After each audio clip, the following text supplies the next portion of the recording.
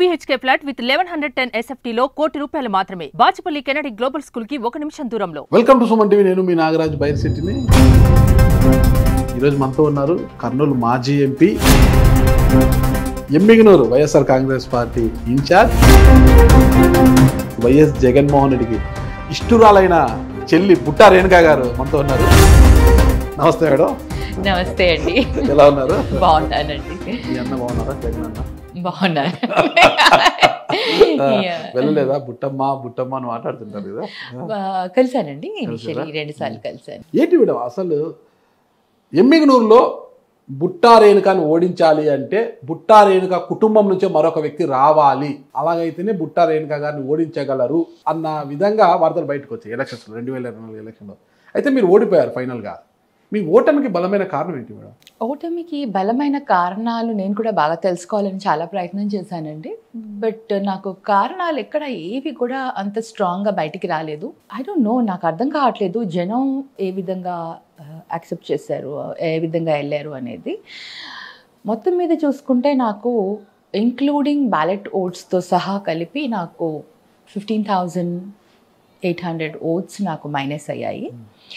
అంటే వితిన్ 3.5 monthsలో నాకు ticket confirm అయిపోయాక నేను వెళ్ళిన, అంటే ఆ కాన్స్టిట్యున్సీ నాకు పరిచయమే, ఎందుకంటే ఎంపీగా ఉన్నప్పుడు that is one of my constituency. అయినా కూడా లోకల్ లీడర్స్ తోటి క్లోజ్నెస్ అనేది ఆ 3.5 monthsలోనే నేను చేసుకోగలిగాను. ఆ 3.5 monthsలో దగ్గరగా 90,000 ఓట్లు వచ్చాయి అంటే ఇట్స్ గుడ్. బట్ ఆ లిటిల్ పర్సంటేజ్ ఆఫ్ నేను ఓడిపోయిన దానికి రీజన్ మేబీ సూపర్ 6 అంతే అంటారా అని అనుకుంటున్నాను. చివరి నిమిషంలో ఎందుకు ప్రకటించాల్సి వచ్చింది? మీకన్నా ముందు ఇంకోని ప్రకటించి మళ్ళీ మార్చి లాస్ట్ మినిట్లో మిమ్మల్ని ప్రకటించారు, అదొక మైనస్ కాదంటారా? మైనస్ అయితే అవ్వలేదు, ఎందుకంటే నాకంటే ముందర ప్రకటించిన వ్యక్తి కంటే కూడా ఆమె స్ట్రాంగ్ క్యాండిడేట్ అని. ఓన్లీ థింగ్ ఏంటంటే చెన్నకేశవరెడ్డి గారు ఎమ్మెల్యే గారు పార్టీకి చాలా లాయల్గా ఉన్నారు, మీకు బాగా తెలుసు. వైఎస్ఆర్సీపీ పార్టీ పెట్టినప్పుడు కాంగ్రెస్లో రిజైన్ చేసి వచ్చారు. ఇవన్నీ కూడా దాంతో జగనన్న లాయల్టీకి ఇంపార్టెన్స్ ఇస్తారు. కాకపోతే ఆయన ఏజ్ పరంగా 85 years ఉండడం వల్ల జగనన్న ఆయనకి ఫస్ట్ ప్రయారిటీ ఇచ్చారు. మీరు ఎవరినన్నా తీసుకుని వస్తే మీకు అనుగుణంగా క్యాండిడేట్స్ని మేము అనౌన్స్ చేస్తామని చెప్పడం జరిగింది. ఆ అవకాశం ఇవ్వడం జరిగింది. దాంట్లో ఎమ్మిగనూరులో మళ్ళీ ఆ క్యాండిడేట్ని ఎవరినైతే అనౌన్స్ చేశారో సర్వేలో రిపోర్ట్స్ రాంగ్గా, అంటే అంత పాజిటివ్గా రాకపోవడంతో మరి నన్ను అనౌన్స్ చేయడం జరిగింది. చెన్నకేశ్వరరెడ్డి గారికి ఆ ఆప్షన్ ఇచ్చినప్పుడు ఆయన ఎందుకు మీ అభ్యర్థిత్వాన్ని కాకుండా ఇంకొకరిని ఆయన తెర మీద తీసుకొచ్చారు? That I should ask him only. ఫస్ట్లో ఎందుకు నన్ను నా పేరు అనౌన్స్ చేయలేదు అనే దానికి నేను చెన్నకేశ్వరరెడ్డి గారిని అడగాలండి. I don't know. మరి మీ అభ్యర్థిత్వానికే మద్దతు ఇవ్వని చెన్నకేశ్వరరెడ్డి గారు ఫైనల్గా సర్వేలో రాలేదు కాబట్టి బుట్టమ్మ అయితేనే ఆడు గెలుస్తారని జగన్మోహన్ రెడ్డి గారు భావించి మళ్ళీ మిమ్మల్ని బరిలోకి దింపారు. అలాంటి మీకు చెన్నకేశ్వరరెడ్డి గారు మనస్ఫూర్తిగా మద్దతు ప్రకటించారంటారా? ప్రకటించారండి. ఆల్వేస్ చెప్పండి. మనస్ఫూర్తిగా అంటే మాతో మాట్లాడేటప్పుడు, మాకు చెప్పేటప్పుడు, మా దగ్గర మాకు వాళ్ళ అంటే కార్డన్ అంతా ఇంట్రడ్యూస్ చేసేటప్పుడు అంతా కూడా స్వచ్ఛందంగా మాకు హ్యాండ్ ఓవర్ చేశారు. ఆయన ప్రతి మీటింగ్లో వచ్చేసి తప్పకుండా గెలిపించాలి, మనం రేణుక గారిని మనం తప్పకుండా గెలిపించాలి, అంతేకాకుండా దాంట్లో మా అబ్బాయికి కూడా ఎమ్మెల్సీ ప్రామిస్ చేశారు కాబట్టి మనం తప్పకుండా గెలిపించాలి అనేసి స్వచ్ఛందంగా ఆయన సపోర్ట్ చేశారు. మీ అభ్యర్థిత్వాన్ని ప్రకటించిన వెంటనే లోపాయ గారి ఒప్పందంగా చెన్నకేశ్వరరెడ్డి గారు జయనాగేశ్వరరెడ్డి గారికి మద్దతు ప్రకటించారంటారు. ఆయన గెలుపు కంటే రెడ్లు ఏకమైపోయారు. ఒక బీసీని గద్దెనెక్కించడానికి ఇష్టపడిన రెడ్డి గారు, రెడ్డి వర్గం అంతా కూడా ఆ రెడ్డికి మద్దతు ప్రకటించారంటారు. ఏంటి, మన దగ్గర ప్రూఫ్ లేనప్పుడు మనం మాట్లాడకూడదు. అది ఓన్లీ రూమర్గా బయట మాట్లాడుతున్నారేమో తెలియదు కానీ, but it's not a fact. ఇంకోటి, అసలు మీ అభ్యర్థిత్వాన్ని తొలుత ప్రకటించడానికి పోవడానికి కారణం కూడా ఎన్నికలకు ముందు బుట్టా రేణుక గారి ఆస్తులు వేలానికి వచ్చాయి, అది ఇది కొన్ని పత్రికల్లో రావడము, వార్తలు బయటికి రావడము, కొంత సోషల్ మీడియాలో ట్రోల్ కావడం, ఇదంతా జరిగింది.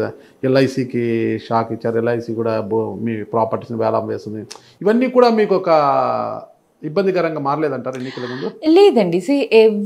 ఎనీ బిజినెస్ పర్సన్కి కొన్ని బిజినెస్ పరంగా ఇబ్బందులు ఉంటాయి. అది మేజర్ కన్సర్న్ అయితే కాలేదు. ఎందుకంటే నేను అప్పుడే వాటికి కౌంటర్స్ కూడా ఇవ్వడం జరిగింది. అండ్ వాస్తవాలు అందరికీ తెలిసిందే. ఎందుకంటే ఆప్షన్ రావడము, పేపర్లో అనౌన్స్ అవ్వడము, ఇవి హైడ్ చేసే విషయాలు కాదు. సో మేము వెరీ క్లియర్గా చెప్పాము, ఏదైతే ఎల్ఐసి లోన్ తీసుకుంటున్నామో అది మేము రీపే చేయని దానికి ఇదైంది. But still we're here to repay that. మేము బ్యాంకుని ఏదో మోసం చేయాలని కానీ, బ్యాంకు నుంచి ఏదో ఇది చేయాలని కాదు. ఎందుకంటే మేము అలా చేస్తే మా ప్రాపర్టీస్ అన్నీ వాళ్ళ దగ్గరే ఉన్నాయి కాబట్టి డెఫినెట్లీ ఆప్షన్లో వెళ్ళిపోయి వాళ్ళు రికవరీ చేసుకుంటారు. దాంట్లో మోసం అనేది ఉండదు. కాకపోతే మాకేంటంటే కరోనా టైంలో బిజినెస్ కొంచెం నడవక, కరోనా టైంలో కొంచెం బిజినెస్లు ఇబ్బంది అయ్యి, అంతకు ముందు కూడా మేము కొన్ని బిజినెస్లు లాస్లు రావడం వల్ల వీటి వల్ల కొన్ని ఇబ్బందులు అనేవి సహజం. బిజినెస్ మ్యాన్కి ఎప్పుడు గ్రాఫ్ ఒకే విధంగా అప్ వెళ్ళదు. ఒక్కొక్కసారి డౌన్ కూడా వస్తుంది, మళ్ళీ అప్ వెళ్తుంది. This is very natural. అది నేను చాలా సహజంగా చాలా క్లియర్గా ఎక్స్ప్లెయిన్ చేయడం కూడా జరిగింది. అది పెద్ద ఎఫెక్ట్ ఏం లేదండి. అంటే మొదట పార్టీ డబ్బున్న వారికే టికెట్లు ఇస్తూ వచ్చింది. ఆ క్రమంలో మీతో ఆర్థికంగా మీరు ఇబ్బందుల్లో ఉన్నారనే ఉద్దేశంతో తొలుత మిమ్మల్ని ప్రకటించలేదా అన్నది? అది లేదండి. జగన్ అన్న ఎప్పుడు కూడా వీళ్ళకి ఉందా వీళ్ళకి లేదా అని టికెట్స్ ఎప్పుడు ఇవ్వలేదు. ఎవరు గెలవగలుగుతారో ఎవరు గెలవరు అని ఆయన ఓన్ సర్వేలో ఏదైతే సర్వే చేయించుకున్నారో ఆ సర్వే ప్రకారమే టికెట్లు ఇచ్చారు. కానీ ఎవరి వెనకాల కూడా ఆస్తులు ఉన్నాయా లేదా అని మటుకు ఎప్పుడు చూసేవాడు కాదు, చూడలేదు. మీరు గతంలో చూసినా మీరు ఇప్పుడు చూసినా కూడా చాలా మందికి టికెట్లు ఇచ్చారు. ఎవరు కూడా అంటే రిచ్ పీపుల్ కాదు, ఎవరు పెద్ద ఇదిగా లేని వాళ్ళు కూడా టికెట్లు ఇవ్వడం జరిగింది. సుమన్ టీవీలో మీ పర్సనల్ అండ్ బిజినెస్ ప్రమోషన్స్ కోసం కింది నెంబర్కి కాంటాక్ట్ చేయండి.